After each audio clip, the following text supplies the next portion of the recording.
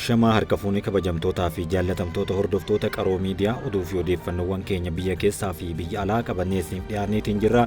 Jalqaba irratti hangafoota isaaniitiin isinitti himamu. Atileet Simboo Alamaayyoo atileetii dubartii cimtuu taateef filatamte. Baayidanii fi Tiraamp hariiroo isaanii isa jalqabaa Waayit Haawus keessatti dhimmoota adda addaa irratti mari'ataniiru. Somaaliilaand filannoo pirezidaantummaa booda sochii idileetti deebite. Poolisiin Paaris tapha kubbaa miilaa kamisa kana geggeeffamu irratti rakkoo kamiyyuu dursee ittisuuf kaayeffateera. Kanaaf kanneen biroo dhageeffachuuf laayik, sheer, sabiskiraayib gochuudhaan nu wajjin tura. Yaada keessan karaa koomentiitiin nu biraan gahuu hin dagatinaa. Oduu amma nu gahee qabna. Mariin araaraa marsaa sadaffaan mootummaa fi waraana bilisummaa Oromoo gidduutti eeggamaa ture adda cituu Jawaar Mohammad gabaase. Akka ibsa obbo Jawaaritti gama waraana bilisummaa Oromootiin araarri kun marsaa sadaffaa fudhatamus gama mootummaatiin adda cituu himaniiru. Obbo Jawaar fuula feesbuukii isaanii irratti akka lafa kaahanitti mootummaan marii marsaa biraa hin barbaachisu finciltoota irra jireessa barbadeessinee jirra kan hafan ammoo harka kennachuuf nu dubbisaa jiru jechuun dippiloomaatotatti himan jedhe. Kanumaan wal qabatee uummanni Oromoo godinaalee garaagaraa keessatti hiriira nagahaa bahuun waamicha nagahaa gaafachaa jiru. Itiyoophiyaan dippiloomaasii koonfiraansiin hojiilee bu'aa qabeessa hojjette jedhan ministeerri dhimma alaa. Itiyoophiyaan kurmaana tokkoffaa darbe keessa dippiloomaasii koonfiraansiin hojiilee bu'aa qabeessa hojjechuu ministeerri dhimma alaa beeksise. Dubbii himaan ministeera dhimma alaa ambaasaaddar Nabiyaat Geetaachoon dhimmoota waqtaawaa naannawaa fi idil addunyaa ilaalchisee miidiyaalee farra ibsa kennaniiru. Kurmaana tokkoffaa darbe keessa koonfiraansiin idil addunyaa 30 ol Finfinneetti geggeeffamu eeruun kanaanis hojii dippiloomaasii bu'aa qabeessi hojjetamu ambaasaaddarichi dubbataniiru. Koonfiraansiin addunyaa beelarraa bilisa dabalatee yaa'iiwwan adda addaa magaalaa Finfinneetti geggeeffaman turizimii fi dippiloomaasii hawwachuun hojii jajjabeessaa kan itti argamedha jedhan. Koonfiraansiin kunneen maqaa biyyaa ijaaruu, galii turizimii guddisuu, muuxannoo kennuu fi fudhachuu akkasumas yeroo tokkotti iddoo tokko mallaqa argachuu qooda olaanaa bahateera jechuun gabaasaniiru. Ministeera dhimma alaa Dr. Geediyoon Ximaatiyoos fooramii tumsa Raashiyaa Afrikaa magaalaa Soochiitti geggeeffame cinatti marii waloo geggeessaniin bu'aa faayidaa Itiyoophiyaa kabachiisuu hedduu argamaniiru jedhan. Gariin shororkeessaa Al-Shabaab iddoo kamii fi yeroo kamiituu sodaa nageenyaa akka hin taasifne Itiyoophiyaan qooda olaanaa bahachuu hawaasni idil addunyaa kan ragaa bahu ta'uu himuun ministeericharraa argame ni mul'isa. Garicha caalmatti dhabamsiisuu fi tarkaanfii fudhachuu kan itti fuftu ta'uu ambaasaaddar Nabiyaat eeraniiru. Atileet Simboo Alamaayyoon atileetii cimtuu dubartii ta'uun filatamte. Atileet Simboo Alamaayyoo atileetii dubartii cimtuu waggaa 20 gadii badhaasa bara faranjoota 2024f kaadhimaman 3 keessaa tokko ta'uuf federeeshinii atileetiksii addunyaa beeksise. Atileet Simboon badhaasa atileetii cimtuu addunyaa qaban waggaa 20 gadii bara 2024f kaadhimaman keessaa atileet Simboo Alamaayyoon ishee tokko taateerti. Atileetiin kun fiigicha gufachiisaa meetira 3,000 shaampiyoona atileetiksii addunyaa umrii waggaa 20 gadii kan Peeruu magaalaa Liimaatti geggeeffameen meedaaliyaa warqee argamsiisuun kan yaadatamudha. Gama biraatiin atileetiin Saarbiyaa Anjeeliinaa Toopich utaalchaan atileetiin Chaayinaa Yaan Zizyuun darbannaa ebootiin atileetota Simboo waliin filannoo xumuraaf darbanidha.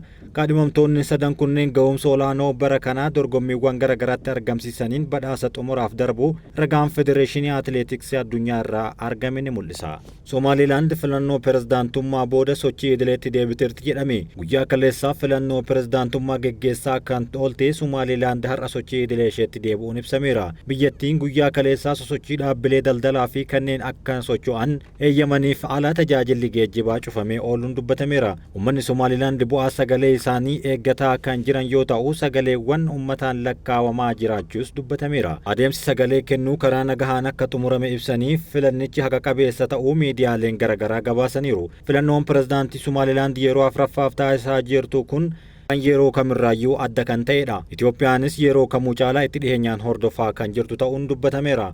Wanti ijoon immoo filannoon kun yeroo gaanfa Afrikaatti muddamni Itoophiyaa fi Somaaliyaa gidduutti hammaatetti adeemsifamaa jiraachuu isaati. Pirezidaantiin Somaaliilaand kan ministeera muummee Dr. Abiy Ahmad waliin waliigaltee ulaa galaanaa mallatteessanis filannoo kana kan itti qoramanidha jedhameera. Somaaliilaand sababa waliigaltee ulaa galaanaa Itoophiyaa waliin mallatteessiteef Somaaliyaan mufachuu gocha kana akka weeraraatiin ilaala jechuunis ibsitee turte. Tarkaanfii dippiloomaasii waraanaa fi siyaasaas geggeessuun Itoophiyaan waliigaltee kana akka addaan kutu taasisuuf yaaltus Itoophiyaan garuu tole hin jenne. Bulchiinsi waggoota 33 dura Somaaliyaa irraa walabummaa labsattee garuu hanga ammaatti beekamtii idil addunyaa kan hin arganne Somaaliilaandis ejjennoo isii hin jijjiirre. Filannoo muddamni gaafa Afrikaatti yeroo uumame kanatti adeemsamaa jiru kun egeree Somaalilaand ta'ee dhimma muddamaa kaasee irratti waan akeeku qaba jedhameera. Gara oduu biyya alaatti yoo ceenu Baayiden fi Tiraamp hariiroo isaanii isa jalqabaa White House keessatti dhimmoota adda addaa irratti mari'atan.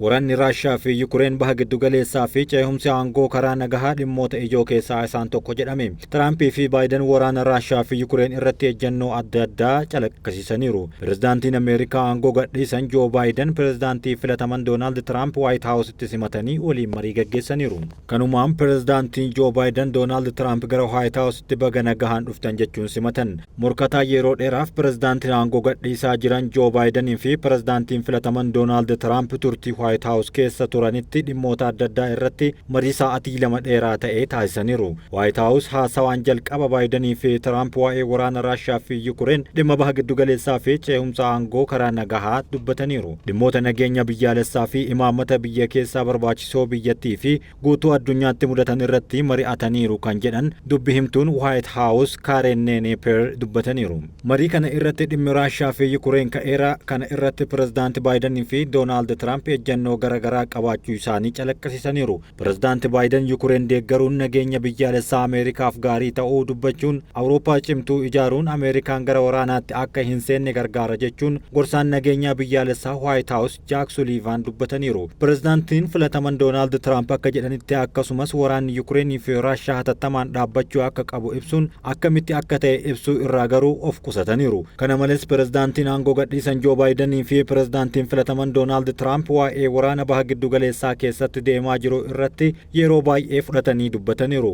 Baayidenii fi Tiraamp aangoo karaa nagahaa ce'uu irrattis mari'atan. Kana waliin pirezidaantiin Baayiden akkuma waadaa galanitti ce'umsa aangoo karaa nagahaa tasgabbaa'aa ta'etti ni mirkaneessina. Kana mirkaneessuuf waan dandeenyu hundaa ni goona jedhan. Kaadhimamaa pirezidaantii paartii Dimookiraatotaa bara 2024 keessaa bahuu fi itti aantuu isaanii pirezidaantii Haaris raggaasisuun dura Tiraamp irratti dorgomaa kan turan pirezidaantii Joo Baayiden pirezidaantii Ameerikaa duraanii fi fuulduraa kan ta'an Doonaald Tiraamp waajjira isaaniitti simataniiru. Kun pirezidaantota aangoo gadhiisaniif gocha barame yoo ta'u Baayiden garuu bara 2020tti Tiraampiin yeroo injifatan kun isaaniif hin godhamne. Baayidenii fi Tiraamp waggootaaf walqeeqaa kan turan yoo ta'u kunis imaammata isaanii irratti garaagarummaa bal'aa calaqqisiiseera. Pirezidaanti Joo Baayiden Tiraamp akka balaa dimookiraasii kan ilaalan yoo ta'u Tiraamp Baayiden humna hin qabu jechuun ni qeequ. Tiraamp sagalee filannoo bara 2020 irratti dhaban ni hatame jedhanii kan amananidha.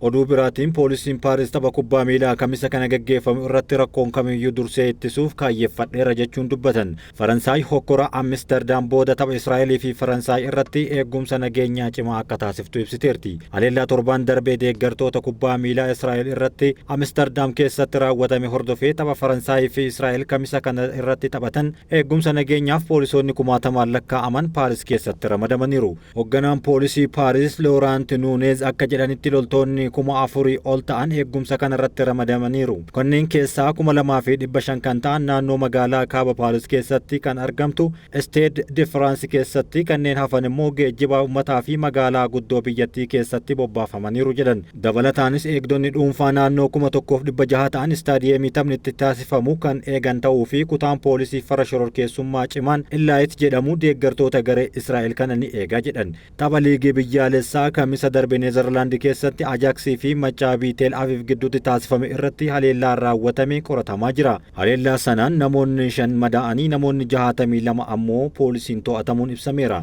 Tapha kamisaatiif istaadiyeemii namoota 80,000 qabachuu danda'u kana walakkaa qofatu gala jedhame. Deeggartoonni Israa'el biroo tapha kana daawwachuuf galan akkuma jirutti ta'ee gorsa mootummaa isaanii hordofuun deeggartoonni Israa'el 100 hin caalle gara Paarisitti imalu jedhamee eegama. Namoota siyaasaa guutuu Awurooppaa erga deeggartoonni Israa'el hundi daandii Amsterdam irratti ari'amanii booda farra Yihuudotaa jechuun balaaleffataniiru. Deeggartoonni Maccabii mataan isaanii manca'insa gahee alaabaa Falasxeen ciruu, taaksii haleeluu fi dhaadannoo farra Arabaa dhageessuu keessatti hirmaataniiru jedhan aanga'oonni kunneen. Sana booda gareewwan xixiqqoon hokkora kaasan akka turan ragaa argachuu magaalattiin gabaasa fuula 12 qabu baasuun ibsuun adda baafteerti. Jeequmsi Israa'elii fi biyyoota ollaa ishee baha giddu galeessaa gidduutti uumame gara Awurooppaatti babal'achuu danda'a shakkiin jedhu sammaateera. Faransaay, Beeljiyeemii fi Neezerlaand hundi isaanii uummata musliimaa guddaa madda Afrikaa kaabaa kan qaban yoo ta'u, uummata Yihuudotaa baay'ee xiqqaa ta'an kan of keessaa qabanidha. Amsterdam booda Yihuudota Awurooppaa waliin tumsa qabaachuu isaanii ibsuuf pirezidaantiin Imaanu'eel Maakroon tapha kamisaa sa'aatii 8:45 irraa eegalu irratti akka hirmaatan dubbataniiru. Muummicha ministeeraa Miisheel Barnier akkasumas pirezidaantii duraanii Firaansoos Olaanii fi Nikoolaas akka irratti argamanis ni dubbatama.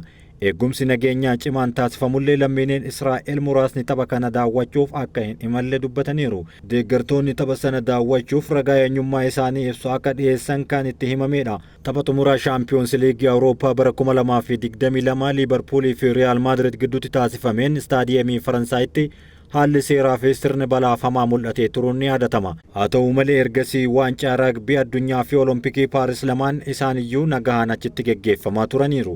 Paartiin Faransaay Ambood jedhamu waldhabdee Israa'el waliin jiru keessatti Filisxeemotaa fi Libaanos deeggaruu taphni kamisaa akka haqamu yookaan yoo xiqqaate pirezidaantiin Faransaay Maakroon akka irratti hin argamne gaafateera. Hoogganaan mootummaa keenya biyya duguggaa sanyii raawwattu akka kabaju hin barbaannu jedhan itti aanaan Faransaay Ambood Deevid Goarahew. Deeggartoota kubbaa miilaa Israa'elii fi deeggartoota Neezerlaand gidduutti sadaasa 8 bara 2024 hokkorri ka'uun isaa ni beekama. Dhaabbileen Falasxiin deeggaranii fi farra sanyummaa sagantichaa waliin wal simsiisuuf magaalaa guddoo biyyattii keessatti hiriira bahuuf karoorfataniiru. Hariiroon Maakroo fi Benjaamin Netanyaahuu torban darban keessa rakkoo hamaa keessa seeneera. Kunis Maakroon muummicha ministeeraa Israa'el Gaazaa fi Libaanos keessatti garaagarummaa babal'isaa jira jechuun hamatanii duran. Yahudoonni Faransaay yeroo Maakroon waamicha dhaabbata mootummoota gamtoomanii fi dhukaasa dhaabuuf dhiyeesse fudhachuu qaba, sababbiin isaas biyyi isaa mataan ishee murtoo dhaabbata mootummoota gamtoomanii waan taateef jechuun yeroo dubbatan mufatanii turan. Kunis Israa'el keessatti Yahudoota waraana walabummaa biyya isaanii keessatti lubbuu isaanii dhabaniif arrabsoo ta'ee hiikameera. Walitti bu'iinsi baha giddugaleessaa kubbaa waliin gara Awurooppaatti babal'ata jedhamee sodaatames jira. Kabajamtootaa fi jaallatamtoota hordoftoota Qaroo Miidiyaa, oduun ammaaf qabanne kan hanga ammaatti dhageeffattanii oduu isin biraan gahuun kan isin waliin ture Anamin Shubbiseeti. Qaroo Miidiyaa laayik, sheer, sabiskiraayib gochuun yaada keessan karaa koomentiitiin nu biraan gahaa waan waliin turtaniif guddaa galatooma.